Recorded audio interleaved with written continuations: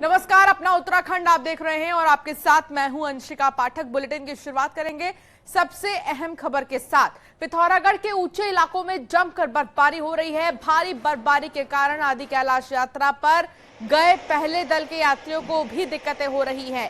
पहले दल के सभी यात्रियों ने ओम पर्वत के दर्शन तो कर लिए हैं, लेकिन आदि कैलाश को जाने वाली रोड भारी बर्फ गिरने से बंद है। रोड बंद होने के कारण इस दल के सभी यात्री गुंजी में ही ठहरे हुए हैं। अगर मौसम का मिजाज यूं ही रहा तो अन्य दलों को भी दिक्कतें होनी तय है।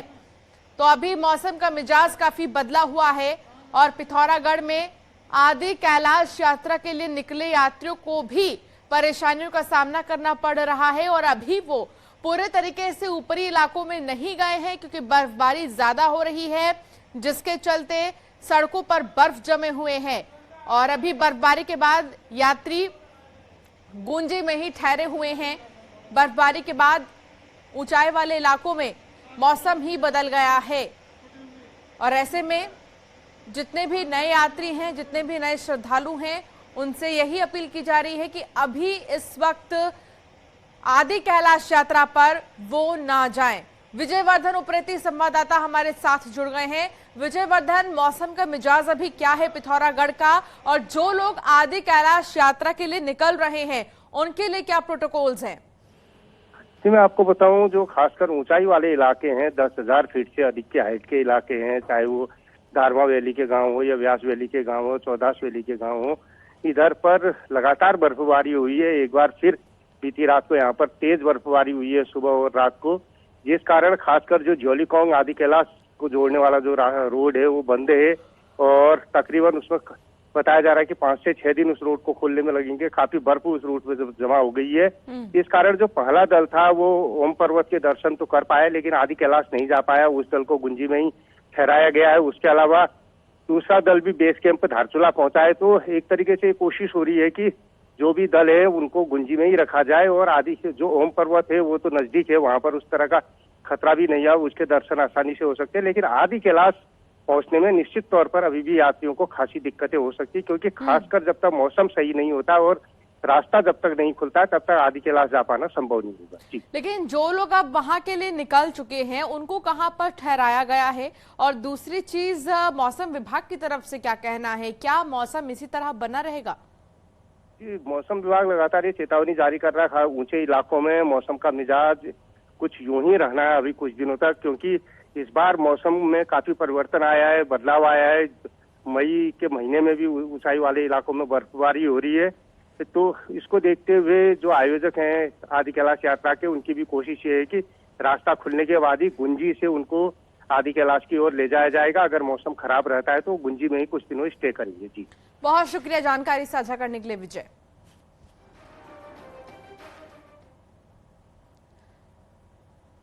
और वहीं केदारनाथ में भी रुक रुक कर बर्फबारी का दौर जारी है। धाम में रात भर जमकर बर्फबारी हुई है, जिससे चारों तरफ बर्फ की मोटी चादर बिछ गई और बर्फबारी के बाद आसपास की पहाड़ियां चांदी की तरह सफेद हो गई हैं।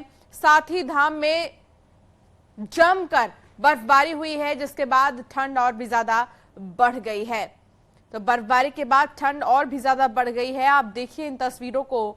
यहाँ पर प्रकृति की सुंदरता के साथ साथ आम श्रद्धालुओं को परेशानी हो रही है, ये भी देखने को मिल रहा है, क्योंकि माइनस में टेम्परेचर है और ऑक्सीजन लेवल क्योंकि यहाँ पर कम हो जाता है। ऐसे में लोगों के लिए बहुत बड़ी परेशानी है। जो नए लोग यहाँ पर पहुंचते हैं उनके लिए बहुत ज्यादा परेशानी है।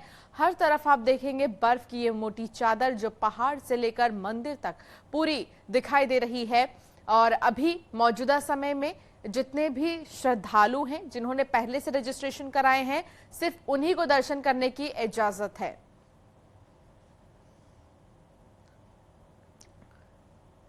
गंगोत्री धाम में भी बर्फबारी हुई, जिसके बाद पहाड़ बर्फ से ढके हुए नजर आए हैं। वहीं बड़ी संख्या में श्रद्धालु गंगोत्री धाम पहुंच रहे हैं और गंगा में डुबकी भी लगा रहे हैं। गंगोत्री धाम में 1,21,000 से ज्यादा श्रद्धालु दर्शन कर चुके हैं। वहीं प्रशासन को आने वाले दिनों में यात्रा बढ़ने की उम्मीद है। हालांकि एक तरफ जहां बर्फबारी हो रही है, पानी यहां का बहुत ठंडा है, बावजूद इसके कुछ ऐसे श्रद्धालु हैं जो आस्था में लीन होकर यहां पर गंगा में आस्था की डुबकी लगा रहे हैं। रामनगर में सड़क हादसा हुआ है, जहां गाजिया मंदिर जा रही गाड़ी पलट गई है, जिसमें 24 से ज्यादा लोग घायल हुए हैं। पुलिस ने स्थानीय लोगों की मदद से घायलों को अस्पताल पहुंचाया है। रामपुर दड़ियाल से श्रद्धालु आ रहे थे, तभी ढिकुली के पास लदुआ में यह हादसा देखने को मिला और इन तस्वीरों को देखकर ही आप अंदाजा लगा सकते हैं कि हादसा काफी भीषण था।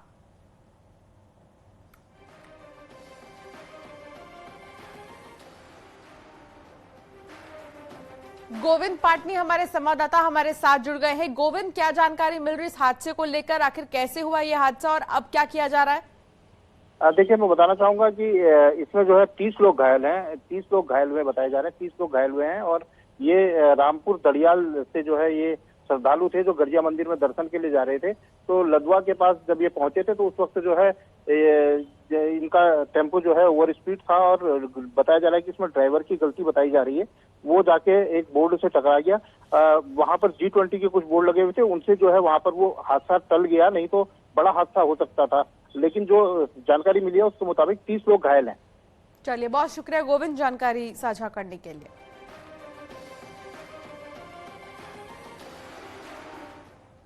वहीं मुख्यमंत्री Pushkar Singh Dhami film the Kerala story देखेंगे। आज शाम 5 बजे सिनेमा हॉल जाकर सीएम धामी केरला स्टोरी देखेंगे।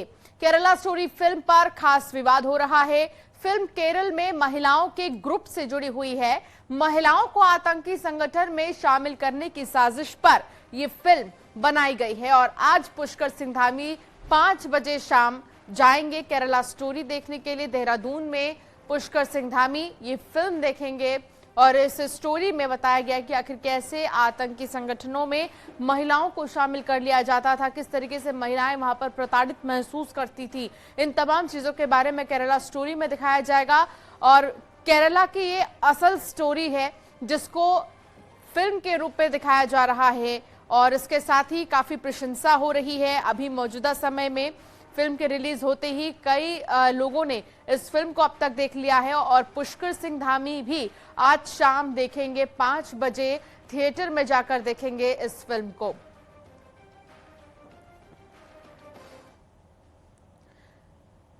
देहरादून में मुख्यमंत्री पुष्कर सिंह धामी हेल्पलाइन नंबर 1905 की समीक्षा करेंगे।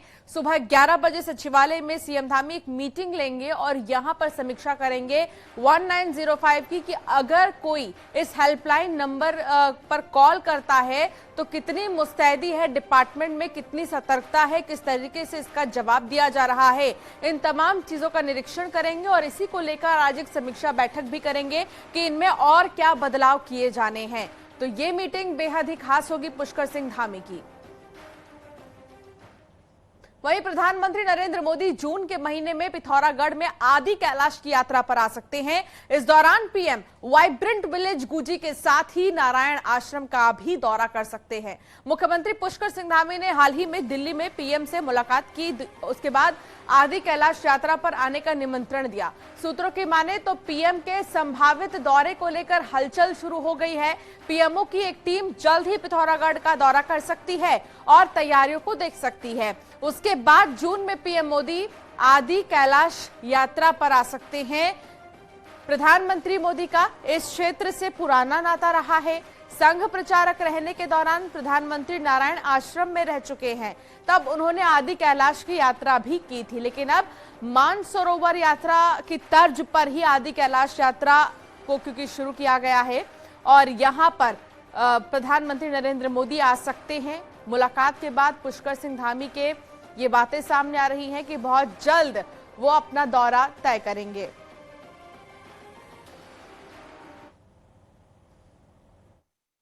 मुख्यमंत्री जी आग्रह कर रहे हैं, प्रधानमंत्री जी निश्चित तौर पर इस आग्रह को स्वीकार करेंगे और हम सब लोग आशावादी हैं कि प्रधानमंत्री जी जून में उस देवतुल्य जो हमारा स्थान है उसमें आएं और हम सबका मार्गदर्शन तो करें ही करें और भगवान भोले का आशीर्वाद भी लेकर के जाएं।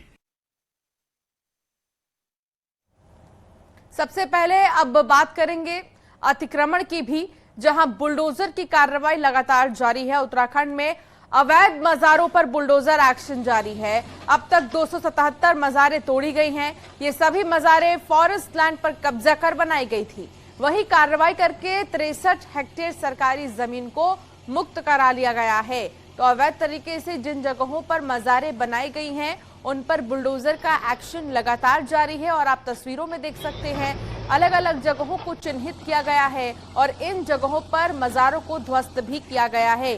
कई हेक्टेयर जमीनों को मुक्त भी करा दिया गया अब तक। तो अवैध मजारों पर एक्शन लगातार जारी है। ये फॉरेस्ट लैंड है जिस पर कब्जा किया गया और फिर मजारें बनाई गई। लगभग 63 हेक्टेयर सरकारी जमीन पर मजारें बनाई गई थी जिन्हें अब मुक्त करा दिया गया है।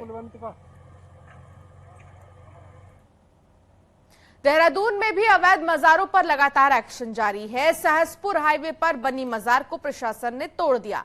देहरादून फॉरेस्ट डिवीजन में करीब 1.5 दर्जन मजारों पर बुलडोजर चला है और अवैध मजारों को तोड़कर उनका मलबा भी पूरी तरह से हटा दिया गया है, यानी कि जमीन को पूरा खाली कर दिया गया है। और अब इन जगहों पर डिपार्टमेंट में जो भी फैसला लिया जाएगा उन चीजों का निर्माण किया जाएगा। ये सहसपुर हाईवे है और यहाँ पर जगह जगह पर मजारें देखने को मिली थी जिनको तोड़ दिया गया है। अवैध तरीके से यहाँ पर मजारें बनाई गई थी। आप तस्वीरों को भी देख सकते हैं जहां अब इन मजारों को तोड़ दिया गया है। बुलडोजर का एक्शन अभी भी लगातार जारी है। रामनगर में कॉर्बेट टाइगर रिजर्व में अवैध रूप से बनी मजारों को तोड़ने का सिलसिला जारी है। सोमवार को कॉर्बेट के ढेला रेंज से करीब 3 मजारें ध्वस्त की गई हैं, जबकि रविवार को यहां के बिजरानी रेंज से 4 मजारों को तोड़ा गया है। कॉर्बेट प्रशासन के मुताबिक अभी अवैध रूप से बने इन मजारों पर अभियान जारी रहेगा। उधर इससे लगे तराई पश्चिमी वन प्रभाग से भी 10 अवैध मजारें इन्हीं दिनों हटाई गई हैं। तो रामनगर में भी यह सिलसिला जारी है अवैध मजारों को हटाने का। देहरादून में मस्जिदों के लाउड स्पीकर पुलिस ने उतार दिए हैं, जिसके बाद मुस्लिम समुदाय के लोगों ने इसका विरोध किया। डीएम देहरादून से मुलाकात की और ज्ञापन सौंपा, साथ ही पुलिस पर सवाल खड़े किए। डीएम से बातचीत के बाद अनोखा फैसला लिया गया। डीएम ने तय किया कि लाउड स्पीकर फिर से लगा सकते हैं, लेकिन आवाज कम रखी जाए।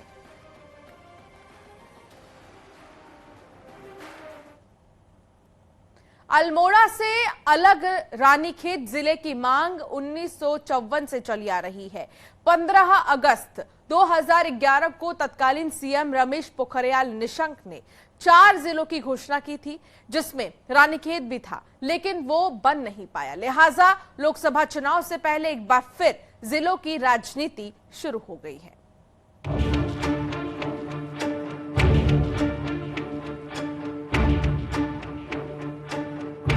एक लंबे वक्त से रानीखेत को जिला बनाने की मांग की जा रही है। बकायदा समय समय पर बड़े आंदोलन भी हुए, लेकिन जिला अस्तित्व में नहीं आ पाया। विपक्ष में रहते हुए अजय भट्ट ने सरकार को सैकड़ों पत्र लिखे और अब बीजेपी मांग के आधार पर जिले बनाने की बात कर रही है। देखते हैं, आवश्यकता पड़ेगी। हमें जनता के लिए जीना है, जनता के सुख के लिए काम करना है और सुख के लिए कोई भी कदम उठाना पड़ेगा। कोई समस्या हमारे सामने नहीं है। जनता को सरकार का और सरकार का काम जो सेवा का है वो पूरा होना चाहिए। हरीश रावत ने 9 जिलों के होमवर्क की बात कर नई बहस शुरू कर दी है। साथ ही हरदा ने जिलों को लेकर बीजेपी पर निशाना भी साधा। हम तो सारा होमवर्क करके गए हैं, 9 जिलों का सारा होमवर्क करके गए हैं, बल्कि पटवारी हल्के भी बना रखे हैं, तहसीलें उप तहसीलें भी बना रखी हैं। इनको केवल जिले बनाने हैं। रानीखेत के लोगों को आज तक सिर्फ आश्वासन ही मिला और जिले की मांग अभी भी जस की तस है। न्यूज़ 18 के लिए अल्मोड़ा से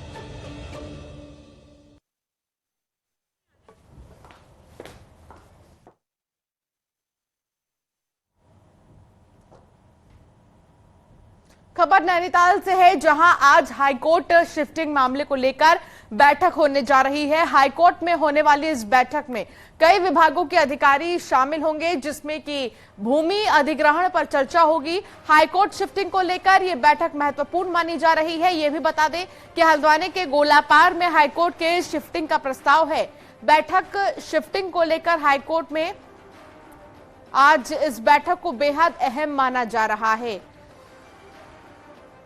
तो हल्द्वानी के गोलापौर में शिफ्ट करने की जो योजना है वो बनाई गई है। विभागों के अधिकारी इस बैठक में शामिल होंगे और इसके साथ ही कई चीजों पर बातचीत भी होगी।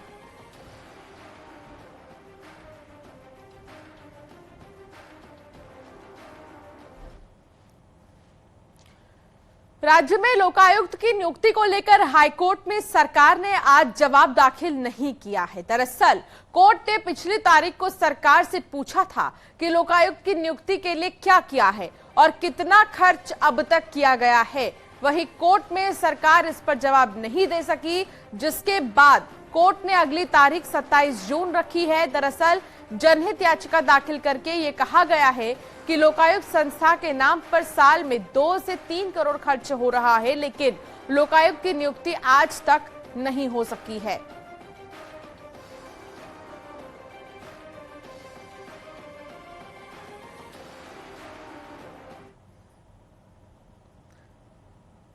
जसपुर पुलिस ने नाबालिग के साथ अश्लील हरकतें करने के आरोप में एक युवक को गिरफ्तार किया है। पिता की तहरीर पर पुलिस ने कार्रवाई की है। पुलिस ने नाबालिग लड़की और आरोपी युवक को होटल से पकड़ा है। पीड़िता के पिता का आरोप है कि आरोपी उनकी लड़की को बहला फुसलाकर होटल ले गया।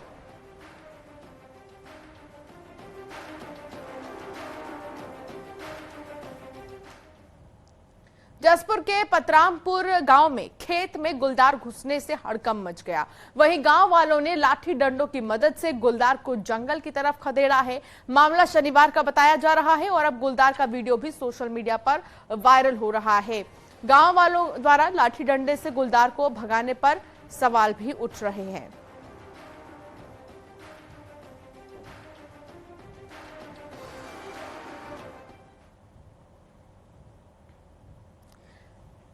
गैरसैंण में पेयजल की समस्या बनी हुई है। इसके अलावा गैरसैंण मुख्य बाजार में पार्किंग की भी बड़ी समस्या है। इन समस्याओं को दूर करने के लिए सरकार लगातार कोशिश कर रही है। पेयजल के लिए 4 करोड़ 63 लाख की योजना बनाकर तैयार की गई है, जिस पर जल्द काम शुरू कर दिया जाएगा। इसके अलावा 1 करोड़ रुपए पार्किंग के लिए भी खर्च किए जाने हैं।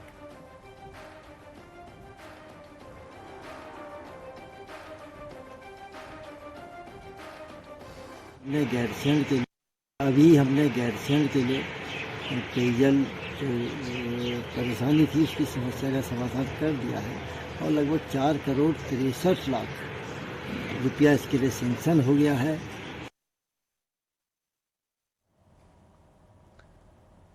अल्मोड़ा में न्यूज 18 की खबर का बड़ा असर हुआ है। हमने प्रमुखता से दिखाई थी कि मेडिकल कॉलेज में डॉक्टरों के आवास को खतरा है, जिसके बाद आवासों को खाली कर डॉक्टरों को होटलों में ठहराया था।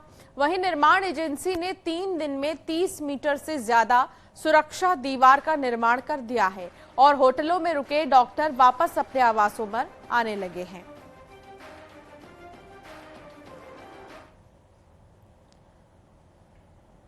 उद्यान विभाग में हुए करोड़ों के घोटालों पर हाईकोर्ट ने सरकार और डीएम उत्तरकाशी से जवाब तलब किया है। हाईकोर्ट ने 1 हफ्ते के अंदर जवाब देने को कहा है। कोर्ट अब 14 मई को इस पूरे मामले पर सुनवाई करेगा।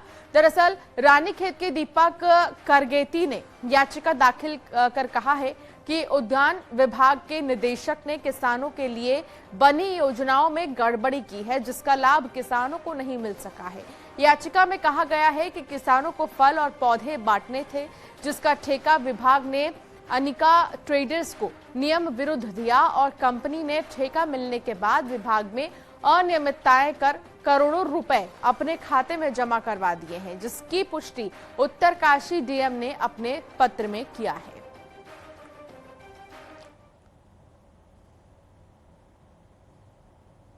आम बोलचाल में लोग कहते हैं कि सुधर जाओ, नहीं तो कहीं जेल की रोटी ना तोड़नी पड़े। लेकिन आपको हैरानी होगी कि आम तो आम, कुछ खास लोग भी जेल की रोटी खाने के लिए सिफारिश लगाते फिरते हैं। आखिर क्या है ये मामला, आपको दिखाते हैं इस रिपोर्ट में। जेल का खौफ ऐसा है कि सपने में भी लोग जेल जाने से डरते हैं। लेकिन आपको जानकर हैरानी होगी कि कई लोग जेल की रोटियां खाने के लिए कई तरह के जुगाड़ लगाते हैं और जेल से रोटियां मंगाते हैं। इसके पीछे एक मिथक है। माना जाता है कि जेल यात्रा का दोष काटने के लिए जेल की रोटियां खानी चाहिए। वहीं ज्योतिष कई बार कुंडली में नक्षत्रों और ग्रह का योग देखकर जेल की रोटी खाने की बात करते हैं। जिनका 6वां 8वां बृहस्पति होता है, दूसरे स्थान का बृहस्पति होता है, वो कभी भी कारागृह की यात्रा कर सकते हैं ना, जेल की यात्रा कर सकते हैं। जेल की रोटी खानी पड़ेगी तो वो जेल की रोटी खानी पड़ेगी। तुम जाइए कारागृह में बैठ करके पहले तो भोजन करिए। वहां अगर बैठने की अनुमति नहीं है तो आप लोग वहां से रोटी ला करके, लेकिन खाना पड़ेगा जेल में ही रोटी खानी पड़ेगी। बिना अपराध किए जेल की रोटी खाने के लिए तमाम हथकंडे लोग अपनाते हैं। सूत्रों की माने तो कई राजनेता, पुलिस के बड़े अधिकारी और अभिनेता जेल अधिकारियों से अप्रोच लगाकर जेल की रोटी मंगवाते हैं और कई लोग जेल पहुंचकर रोटी खाते हैं। कि कई बार ऐसे लोग हैं अप्रोच करते हैं, ऐसा हम नहीं कहेंगे, करते हैं अप्रोच। अब वो किस कारण से करते हैं जेल। अब इसे अंधविश्वास कहे या कुछ और, लेकिन जेल यात्रा का दोष काटने के लिए बड़े बड़े लोग जेल की रोटियां ढूंढ कर खाते हैं। भले ही ये एक मिथक है कि जेल की रोटी खाने से जेल यात्रा का योग घट जाता है, लेकिन इस मिथक को कई राजनेता, अधिकारी आज भी मानते हैं। न्यूज़ 18 के लिए देहरादून से सत्येंद्र बर्थवाल की रिपोर्ट।